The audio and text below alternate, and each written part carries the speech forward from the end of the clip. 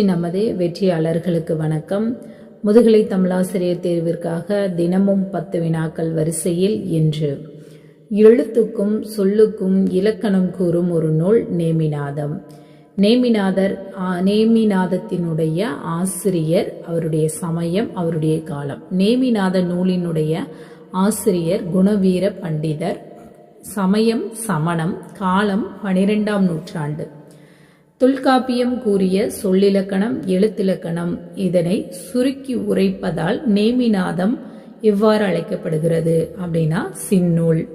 நேமிநாத எழுத்ததிகாரத்தின் உட்பிரிவுகள். எழுத்ததிகாரத்திற்கு நேமிநாதத்தில் உட்பிரிவுகள் இல்லை.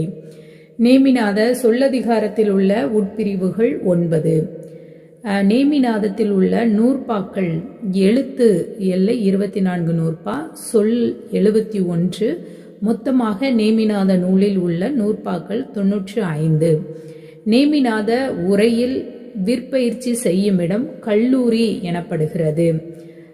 அது மாதிரி எந்த இடத்தில் போர் பயிற்சி செய்யும் இடம் என்பது காந்தலூர் சாலையில் களம் மாறுத்தருளி என்ற தொடரால் தெளிவு. அதாவது காந்தலூர் சாலையில போர் பயிற்சி செய்யும் இடம் அப்படிங்கிறது. அடுத்து அணி இலக்கணத்திற்கு தோன்றிய முதல் இலக்கண நூல் தண்டி அலங்காரம்.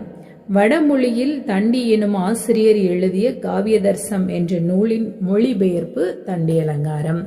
நன்றி.